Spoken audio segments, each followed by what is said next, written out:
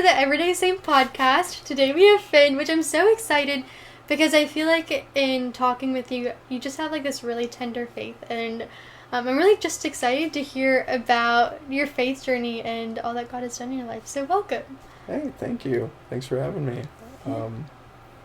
Faith journey. How has God worked in your life? Tell us a little bit about your faith journey. Okay. I guess context is important. So, raised in a Catholic family. I think my mom was kind of the person who kind of raised kind of all of us. I have two younger sisters. Kind of since we were kids, and then she was also kind of the religious, like the spiritual authority in the house as well, until like around middle school, and my dad actually started like getting into his faith.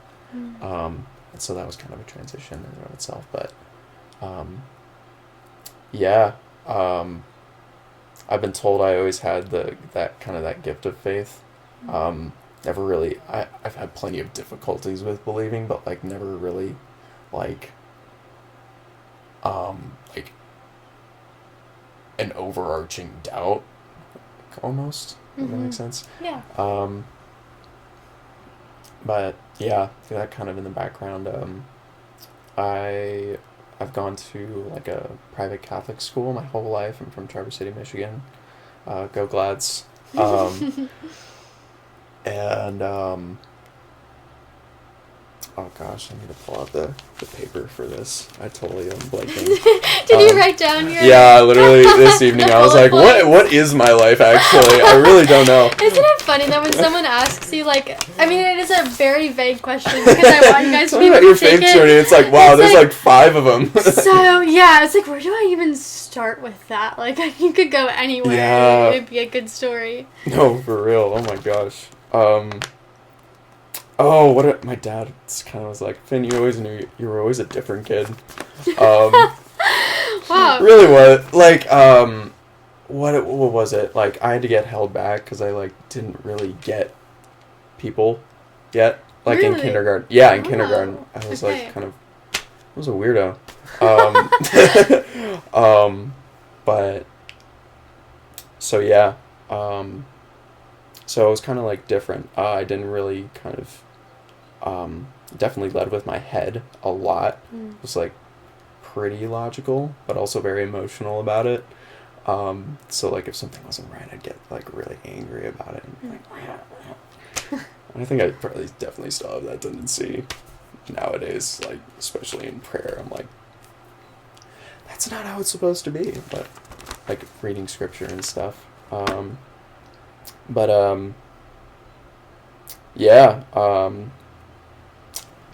Always been someone who left my head in middle school. Like, we learned the first cause argument with Thomas Aquinas, right? Oh, in middle school? Yeah. I never learned Thomas Aquinas in my school. Yeah. And when I got here, I was like, where was all of this intellectual reading in my upbringing? That's crazy that you were reading Aquinas. We weren't reading Aquinas. Or learning him at least. Yeah. But, yeah, no. We have a pretty good theology program at TCSF.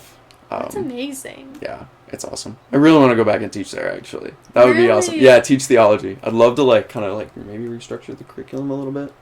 Because it's awesome. It could be even better.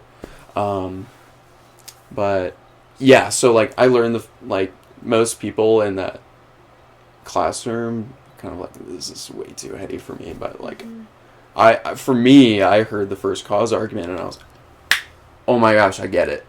Like, that's kind of my brain. Which is, hence theology major. Right, of course. This is, like, weird like that. So that made sense to me. But kind of around middle school is also when I started asking those, like, deeper questions of, like, okay, why are people so mean to each other? Like, and kind of like my own elementary way, like, asking the problem of evil. Okay, what am I doing here on earth? Like, is there a reason I'm here? Or like, what was the other one? Why do people behave the way they do? That's kind of like, and so I literally almost went into psychology for a long time. and because like I thought that was gonna answer all the questions, right? Fun fact: if you do, the answer to the question doesn't give you peace at all. Spoiler alert. Yeah. But yeah, and I think one pivotal moment in my life, I went on this like retreat called Franciscan Lead. It's like through Steubenville. Okay. But it's like a week, 5-day thing right before the big Steubenville conference. And they take like 40 guys, guys and girls. They apply. I was going into my freshman year of high school, I think. Which, to my understanding, is like kind of unusual. I think they needed guys. I think they told me they needed guys, actually. So that's kind of, I was like, okay, that's why I'm there. But I actually got to meet people who were like, oh, yeah, I love Thomas Aquinas. He's so cool. Right. And like, yeah, I'm asking that question too. Like, what's your... I actually got to talk about that stuff, and that was really impactful for me. Just meeting people who cared about the same things that I did, kind of on a deeper level. And then, yeah, kind of wanted to search for those relationships in high school. Gosh. Do you feel like you ever came to like really answer those questions that you had, or like kind of how did you even go about trying to answer those questions, especially as a middle schooler? Yeah, like, no, I was not crazy. good, man. I was, oh gosh, middle school. Oh, it sucked. But, oh gosh, I'd always like, I don't even remember. I don't think I even got the answers to those. I still don't. Like, I don't think you do. No. I think, yeah, it was like, you say live the question, I guess. I think I definitely have a better grasp on like, okay, why am I here? Well, I'm kind of in a mode right now where I'm kind of thinking to myself, maybe I don't need to know. Maybe I just, okay, I just need to take the next step of like, okay, I know, like whenever I'm getting stressed about it, like, okay, what am I going to do with my life? I'm like, okay, Yeah. like I'm researching grad programs right now too. Like that was my spring break. I'm going to go to Creighton, I'm going to visit Boston, I'm going to do all these things. And my dad was really pushing me, but I was just so overwhelmed, and I had to like calm myself. Okay, right now I'm just going to sit here, focus on this one thing, write my essay for theology through film. It's gonna be fine. Yeah, the one step at a time. Like that is so literally difficult to not start. Yeah. Stressing and then just sit in adoration and be like, God, what do you want me to do? And he's like, I'm not ready to tell you yet. Yeah, it's like I want you to like be uncomfortable, man. Like chill. I got it. He's definitely been telling me to chill out lately. That's kind of been his way with me lately. And my dad's not the same way, like, at all. Like, so my dad's, like, the sort of person who would, like, my age, he had already done, like, 3 internships. Okay. So, like, he's like, on top of it. Get all the details, and you do need to get the details straightened out. Definitely. I'm just not good at that, and that's not how I am. So, it's like, but, yeah, he's pushing me. So that's really good. But, where do you think those questions within us stem from? Like, I know it's so easy to just like, I don't know if that's been a reflection, because it's like, sometimes you just get so pestered by those questions and like wondering what's next. And I know you do. You're not actually a philosophy major. No. But I feel like I'm not. Okay. I'm just theology. Just the theology. Yeah. I took a little bit of... I did like the faith and reason sequence. Okay. So I know some stuff about it, but where those questions come from, I don't know. I honestly have nothing. Definitely just kind of a part of our experience, I guess. Probably what it means to be human, just kind of living in that not sureness, you know? Right. Which it's kind of funny, because as you were talking, I was like, it's Like, what does it mean to even be human? Or, like, what is my purpose here? And it's like, it's funny that we ask ourselves that question so much because our time here is temporary anyways. Like, we're here for... I know it's, like, a very... Like, it's very... I mean, it's, like, a very critical... Obviously, like, I'm not, like, here to skip over anything. But when it really comes down to it, like, nothing here matters that much. Like, it's very small in the grand scheme of things, you know? And then we just get so wrapped up in our little humanity, and I'm sure God is just up there laughing, being like, you guys, it is not, it's not that deep. Yep, it's not that deep, But it's like, we make it so complicated, man. Honestly, lately I've kind of been like, I'm on this kick of, like, walking into a church and just kind of every time I walk in, I'm like, okay, this is what I really want. Like, as soon as I walk in, I was like, freaking everything does pass away. Like, money, like, obviously that doesn't make people happy. Or women. Definitely not. No, hey, you're awesome, Eve. Not like that. But like money, power, riches, fame, wealth, women, and like the whole shebang. It just doesn't. I haven't found it there, so I get a taste of it, like of peace, like kind of in prayer. Yeah. Have you always felt that kind of peace in prayer, or is that something that you've had to learn? Yeah, definitely have not always had it. I didn't really have a consistent prayer life until, like, I was, like, in college, honestly. Yeah. Same. Yeah. Yeah. Like, and it literally took Father Ryan, like, telling me, I want you to do this, this, and this. Pray with scripture, mass, night prayer. I don't do night prayer anymore. I do pray with the scriptures, though. That's probably my favorite thing to do.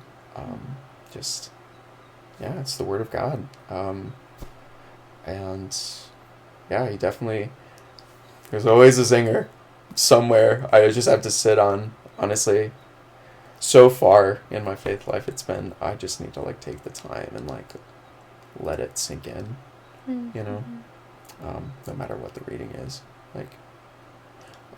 This morning, do you remember what the gospel for today is? Because I couldn't tell you. Yes, it's, I went to mass this morning, and I remember hearing it and being like, I really like this. It's so funny, because I literally sat there and was like, this is one of my favorite gospel stories.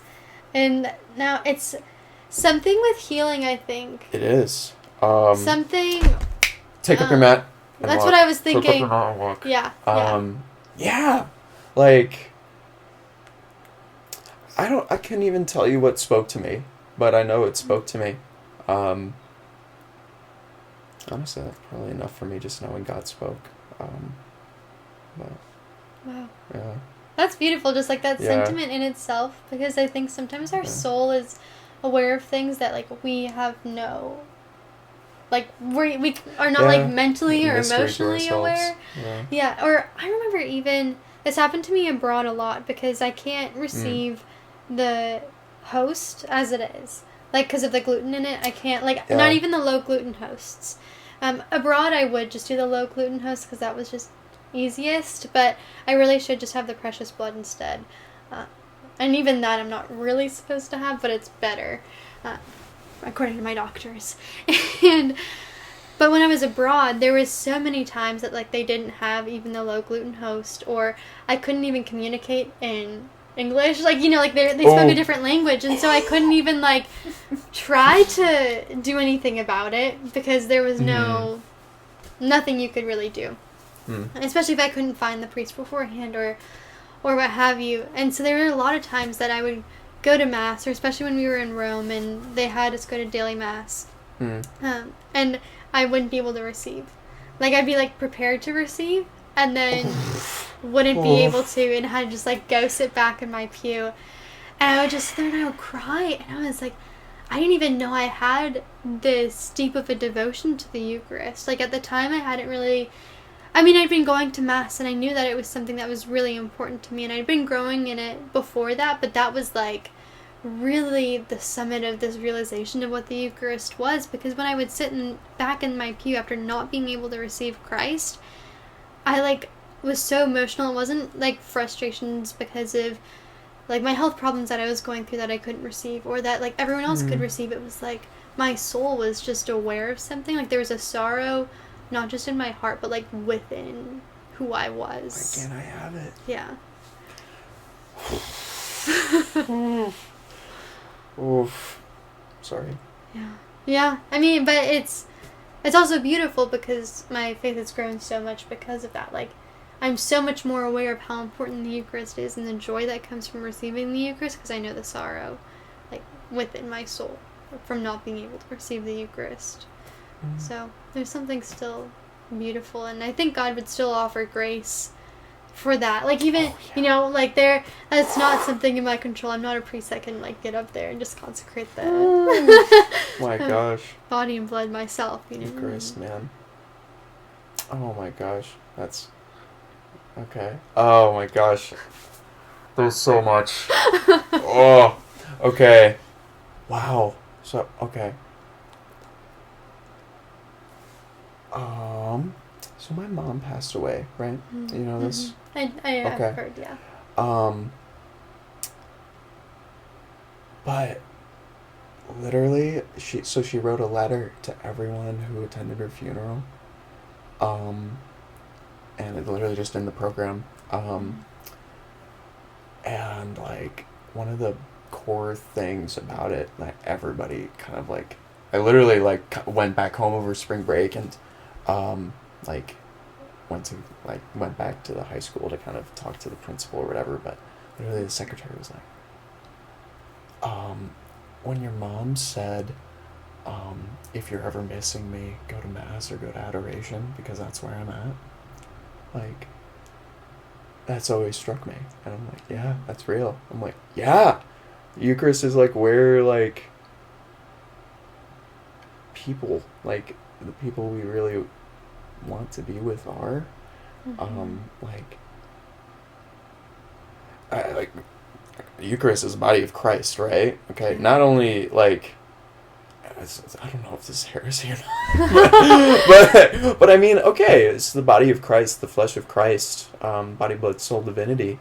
But man, am I, like, becoming more in union not only with Christ, the person of Christ, but also the church as a whole, and, like, every single person, like, dead and alive, and not alive yet, you know, like, that's, I don't know.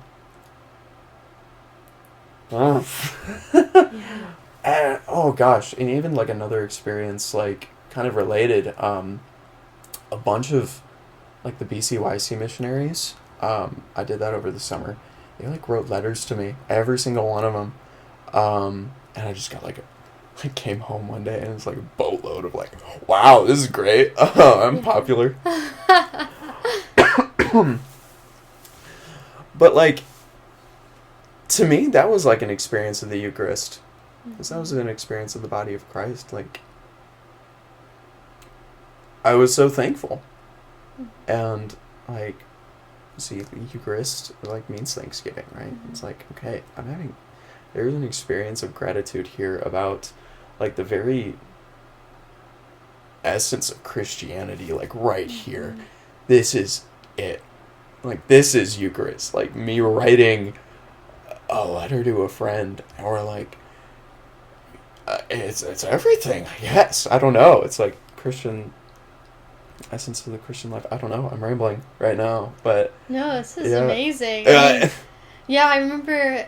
I mean, priests end the Mass mostly in the same way, but sometimes they'll phrase it a little differently at the end, where it's like, the Mass is ended, or I remember there was a priest that I had that would say, the Mass never ends, it must be lived, like, go and, like, sent us off with that. And, I mean, I think that's kind of the same thing, like, the Mass does not end. Like, any moment any glimpse we have of Jesus in the Eucharist and the Mass and adoration, like that is a moment to be lived out. Like maybe you go to a holy hour, but your life is not that holy hour.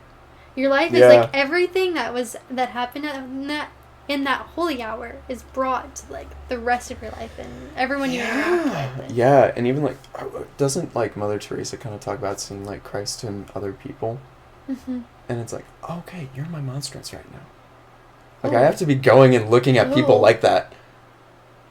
You know? Whoa, that's like mind blowing to think of because I think we get tone deaf to that too. Like, what would Jesus do? Like treat people as Jesus. But it's like literally that's what it's supposed to be.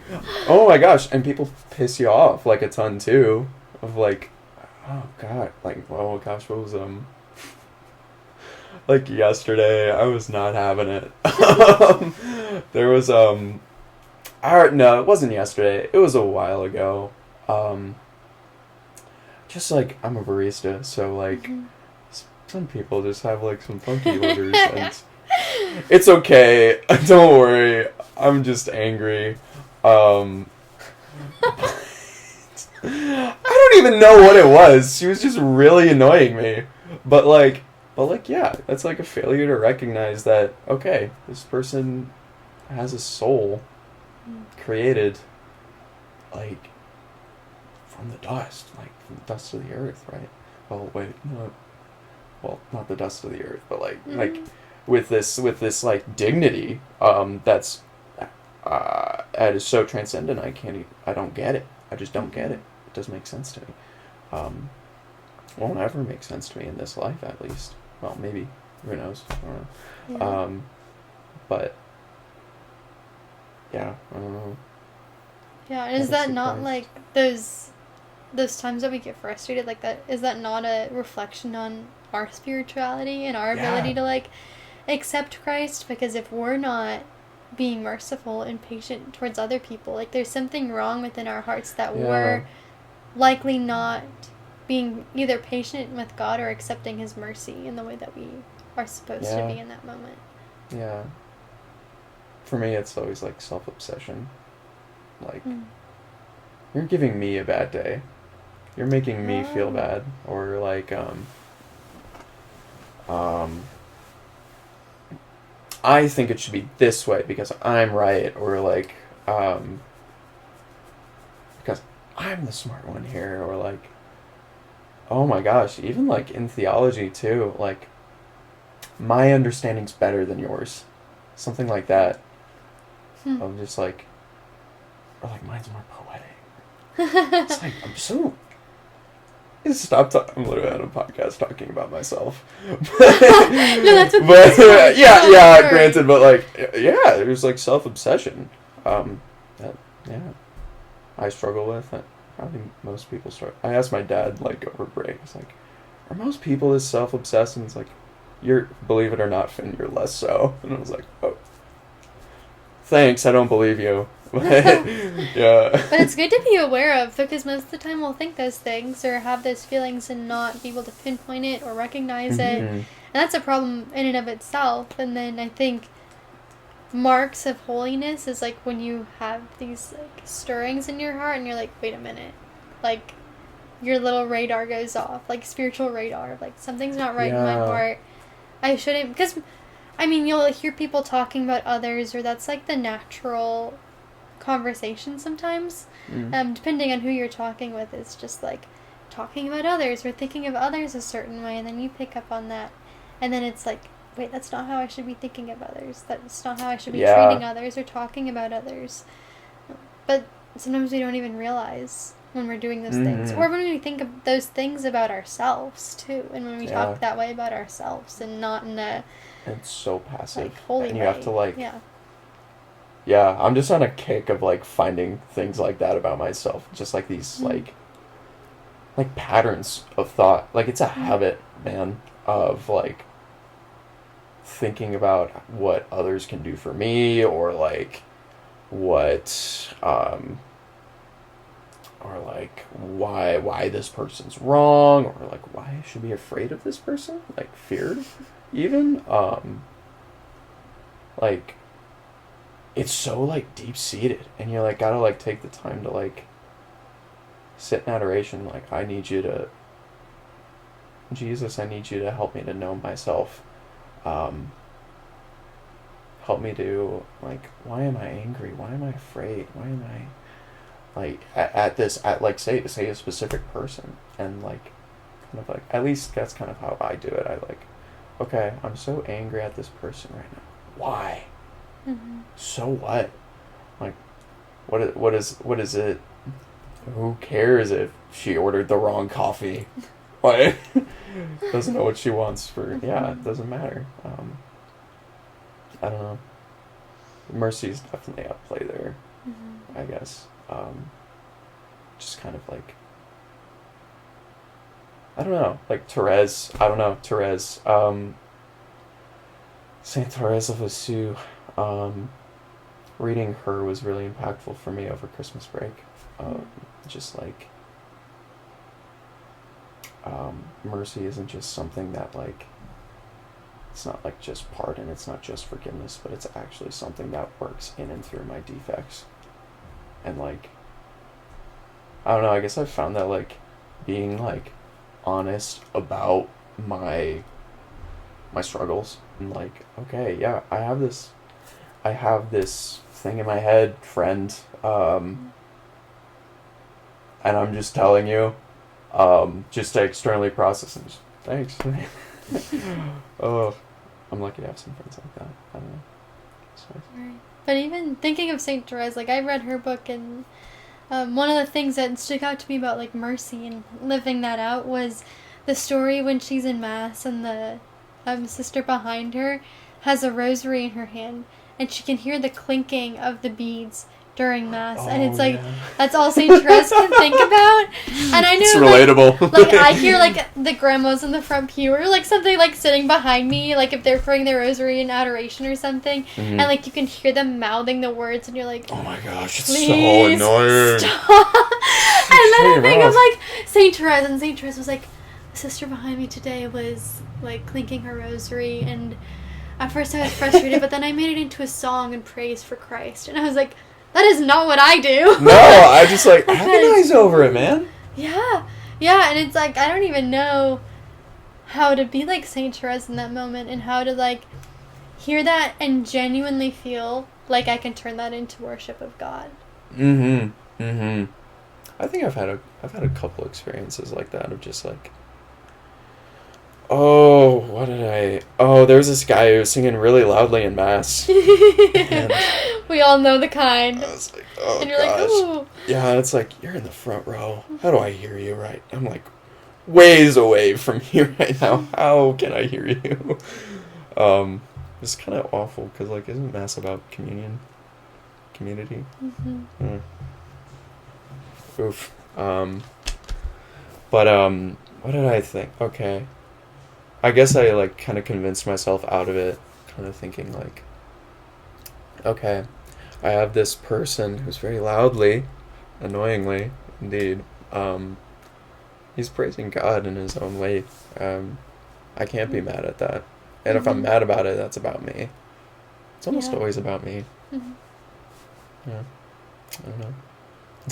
Do you ever, like, when you were a kid, you had, like, this kid was mean to me, and it's always, like, the excuse is, like, oh, there's probably something going on in his life, and it's like, yeah, when I'm pissed, it's probably about me.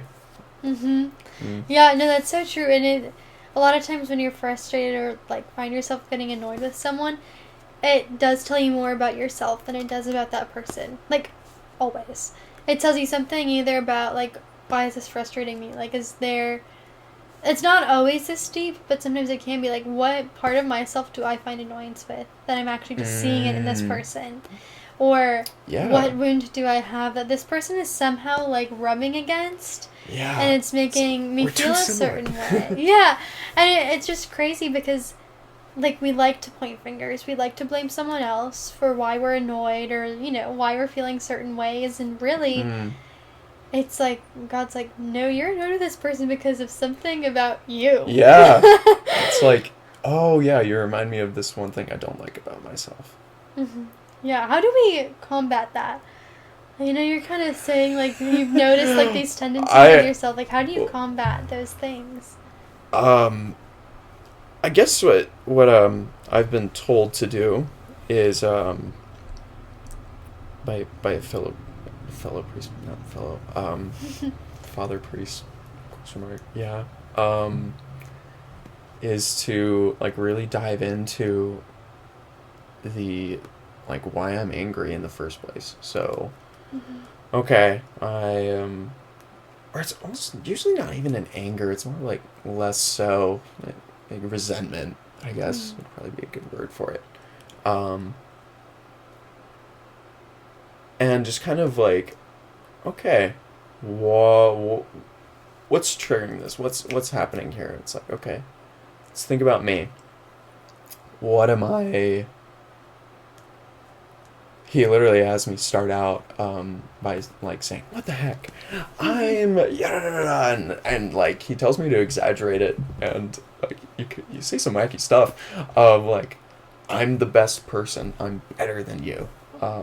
You come out with things like that, and he tells me that there's always like a fear attached to it, and it's always the opposite. So like, say like, what's a good example? Trying to think of something I did like I actually did. I can't. But let's say I'm assigning myself a role of I'm the victim in a certain situation, about she insulted me, whatever. Okay. I'm the victim. I'm the one who's being oppressed here. What's the fear attached to that? And maybe the fear is like this. I guess I kind of see this for me. It's always like, oh, what they're saying about me is true. And I can't do anything about it. And I'm always going to be like that. Like say an insult. And just say like an insult. Yeah. And then just like going down the line of like, why am I angry? And then you like, what my guy tells me to do is literally go back through them. And there's like a list of 20 probably. And go through and see if they have this, you can see the same fears in them of like, oh, wait, maybe she's insecure about the same thing. Or like maybe he like just wants to be loved and appreciated like me. Or yeah. And it's probably the case. Yeah, I don't know. That's what he tells me to do. I can't say who, but yeah. Right. How do you feel like that helps? Like, what kind of sticks out to you about that? It simultaneously reminds me that, and I'll tell him like, literally go down the line. This is what I'm angry at, and this is like why I'm afraid, or,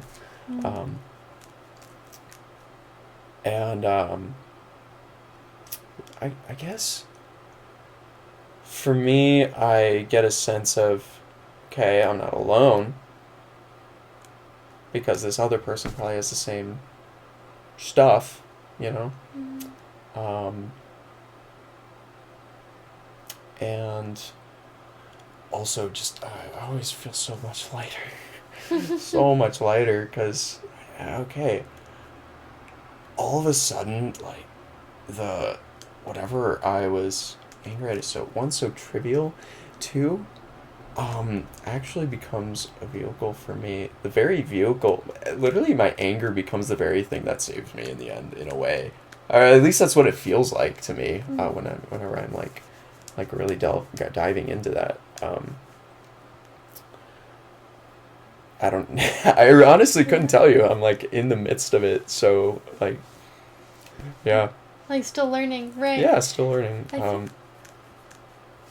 Yeah. Go ahead. I feel like that two, makes you see the humanity in other people. Mm-hmm. Like, you can be mad at them, but then when you really, like, humanize them, it's like, oh, they're like me. Yeah. Like, they...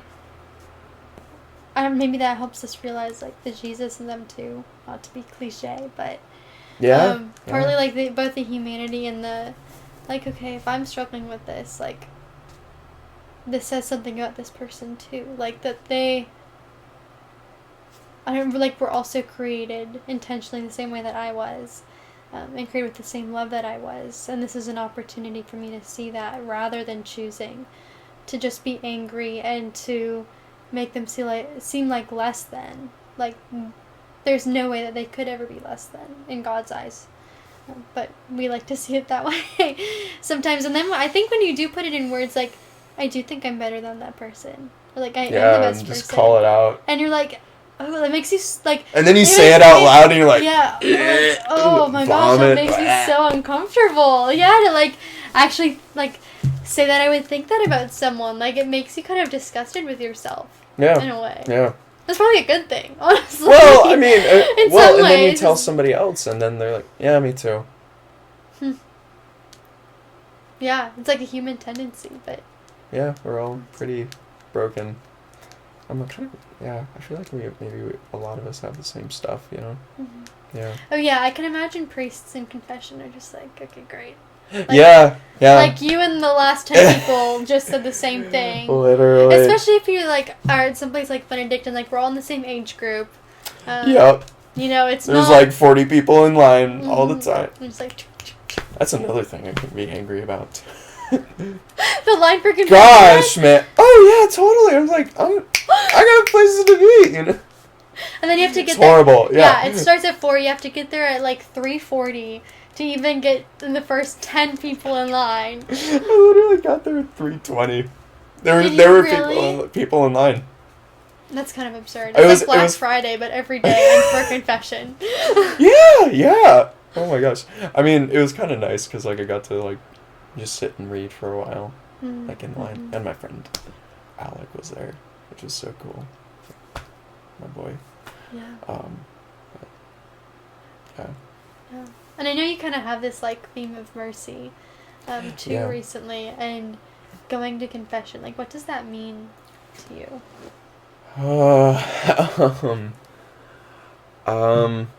Well, I guess, I think, okay, for context, I think middle school would be a good...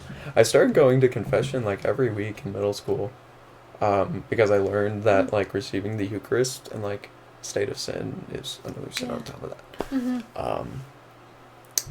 And so I went so many times, and I still go every week. It's just kind of a habit for me, even if I don't have, like, mortal sin on my heart. Generally, I go because it's good practice. Yeah, graces.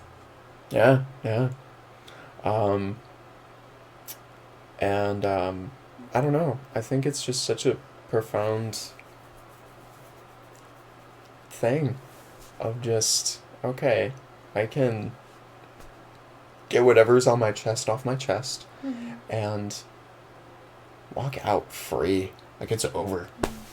I don't need to sin anymore. It's done. And, like, I for some reason, I don't get it. I don't get that, because I still go out and do the same stuff. Like, at, like, 5 minutes ago.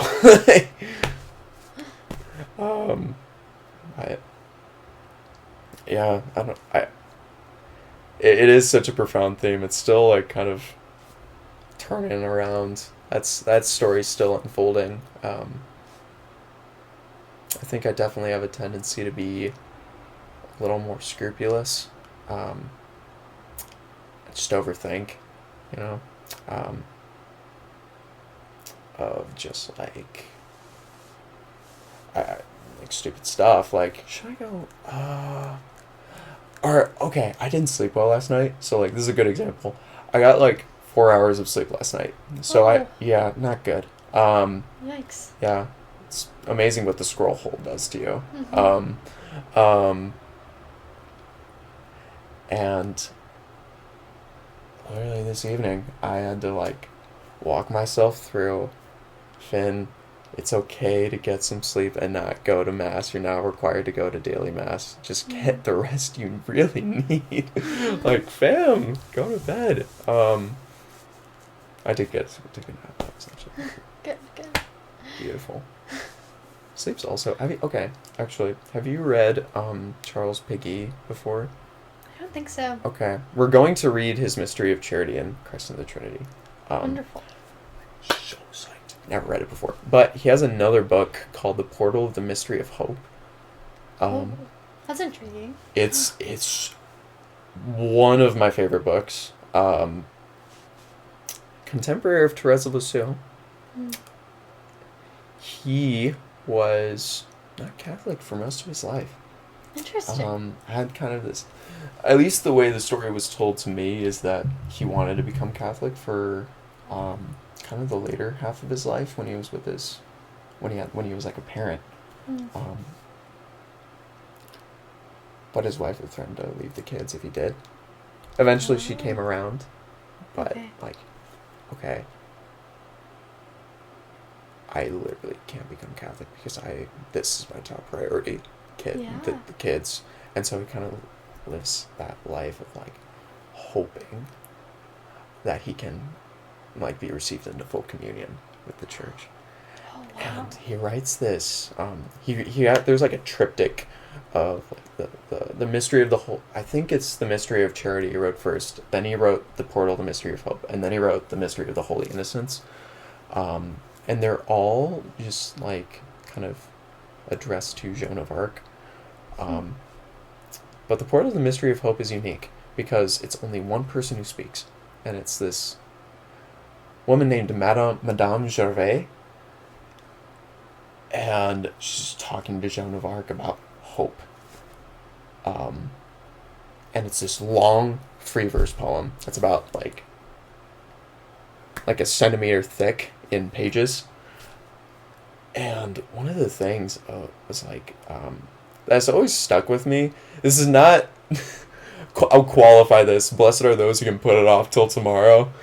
He literally says that, but he goes into like, why do I say this? Because you get so caught up in like wringing your hands and making plans of like schemes of how I'm going to like be better, solely on my own volition. Yeah. Obviously, like make an effort to like be virtuous, but like at the end of the day, you have to realize that it's like, okay, grace and mercy is going to save me. So I need to go to bed sometimes. He literally like talks about the sanctity of sleep and compares it to like actually no, I'm not going to spoil it. You have to read it. Looks at camera. Yeah. You must. Yes, I really want everybody to read this book. It's honestly changed my life. I read it while I was in France, actually. Oh. That was awesome. Gosh, so good. But yeah, I think Piggy has a really good idea of like what mercy is. It's not something where I just like lay back and like let at least to me, I don't know, where I just sit back and let it just kind of let it wash over me. Although that's definitely part of it, a huge part of it. It's also something that like, it's like water, it hydrates me. Like washes over me, I drink it, and like I'm nourished by it, and it's love, and I don't know. Let's go Theo. I'm going on. I'm talking so much. No, keep going. This is amazing. Thanks. God is love, right? So, and if God like pours Himself into us, that means a large. We're all manifestations of God's love. Like just by the very fact that we exist and kind of live and breathe in this world is just a sign of God's love. And to not see that, I'd have to, as Piggy puts it, to not see that is to bend yourself backwards and like turn your head around and just beat yourself over the head. And oh gosh, where was I going with this? And if God is mercy too, and if, as Father Mike said it at Seek, mercy is the love. Mercy is love, but it's the love I need the most and deserve the least. Mm-hmm. So, like, not only is, like, okay, mercy is something that, like, it has to animate me, or I have to let it animate me. Live my life by that. Like, let my life be cruciformed to Christ, and I do a horrible job of it. I will be the first to say. I'm not, like, I say that, and I honestly have a hard time living it. I really went to confession today, so, Mm-hmm. but I don't know. I have to live like Christ to be, like, actually, I don't know what I'm saying. I'm losing it. I lost it. I'm sorry. Be mercy. I have to be Christ to be mercy to others and to be love and, like, live the Our Father. Like, forgive us our trespasses as we forgive those who trespass against us. It's the life of Christ right there. Yeah. Right, or even like any virtue pertaining to God. Like if you, like when I go out and I speak to high schoolers about, chastity and relationships and what that means, and like trying to explain what true authentic love even is. Like if you guys want to know, like we're all seeking love. Like we're all seeking the love, and with that mercy is a part of love. But when we want those virtues, like you have to go to the source of the virtue. You have to go to the source of what you're seeking. And the source of mercy, the source of love, the source of fulfillment is God himself. Because, God literally is love. God literally is mercy. He's the one who created it. And if we truly want that, if we truly want to seek that and find that, like you have to go to what created it. Like you have no choice but to go to God. And the further we get from that, the further we get from the true definition of what those things are. Mm-hmm. And it's always, like, Eucharist, too. Mm-hmm. Like, spending time in adoration, even if it's for, like, 5 minutes. A lot of the times I'll just, like, literally walk in for, like, less than a minute. And just, okay, and walk out.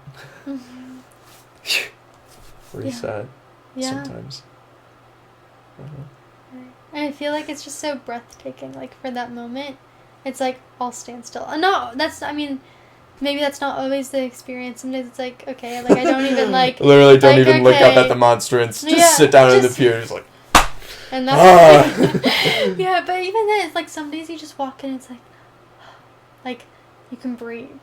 Like, there's something different about that space. Mm-hmm. Because Jesus is fully present. Because he's there in the Eucharist. You can't replicate that. Yeah. Yeah, I just remember, like, there's this one time I was at the Shrine of Our Lady of Good Help, which is the Marian apparition in Wisconsin. I don't know if you've ever been there or heard of it. But I've never been to Wisconsin. So. Okay, well. It's okay, there's a Marian apparition. Only, like, it's the only across one. The pond from here. Yeah, so. Right, literally.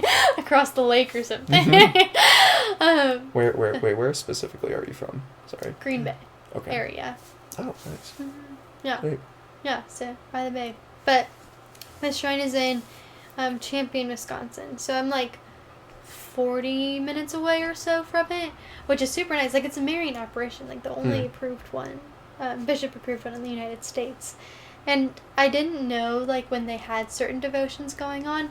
So I was in their basement chapel because that's, like, where the apparition happened. They have the statue of Mary and all the candles and some, like, relics down there. So I was down there, and I came up a back way into their big church. And usually I come in, like, the back doors to the front, but I just kind of came in a side door because I was downstairs. And I came in and I turned, and, like, Jesus was exposed on the altar, like, in the monstrance. Yeah. And I, like, wasn't expecting it, and I just turned and went, like, I didn't even, like, mean to, like, my heart, like, skipped a beat. I was like, oh, I didn't even, like, mean to have that reaction, but there's just something different about that moment, and, like, this moment of fullness. like, there's nothing else there but Christ and myself, and that's, like, the most beautiful moment. I definitely... I'm sorry, I'm just like, wow. I had that moment too, and I had a really bad day in Italy.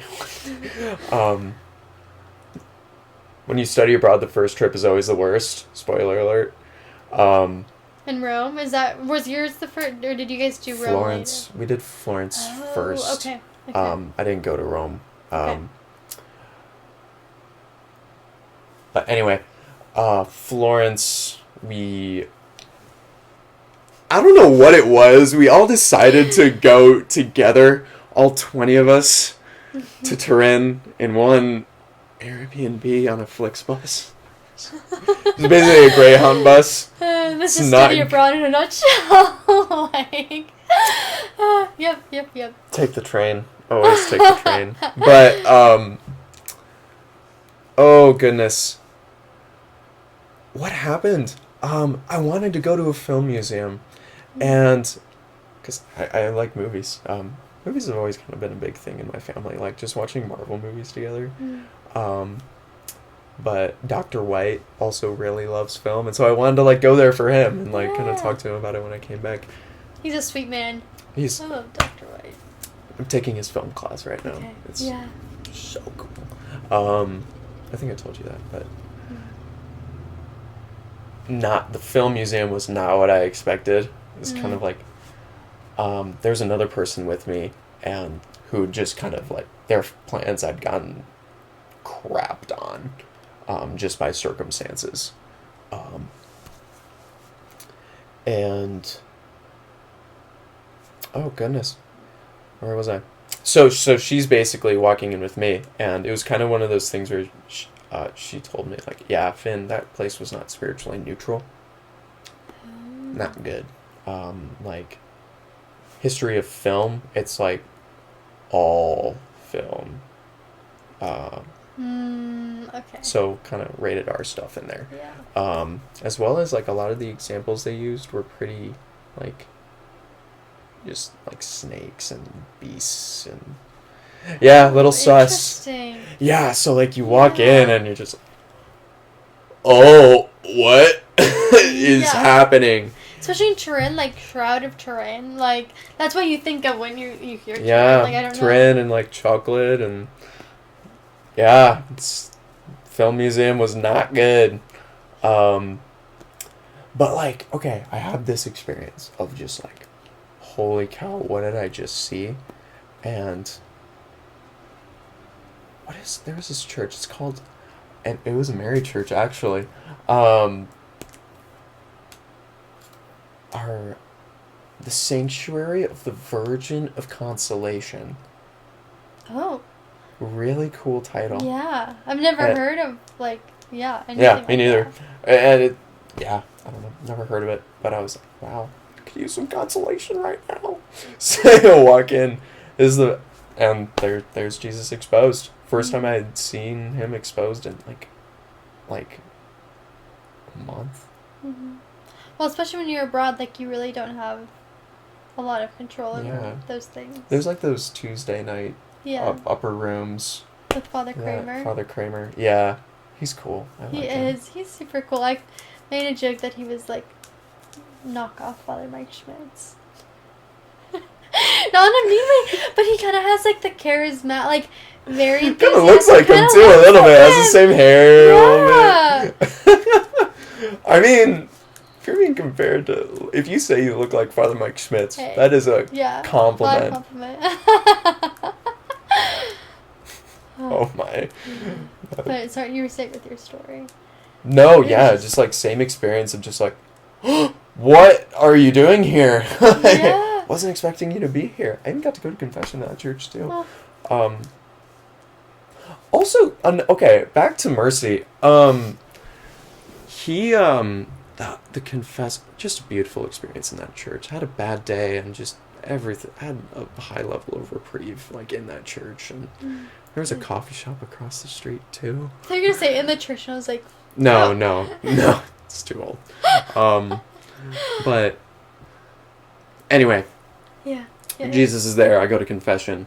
I ask. There's like a nun there, and I ask, does he speak English? And she's like, nah, not really.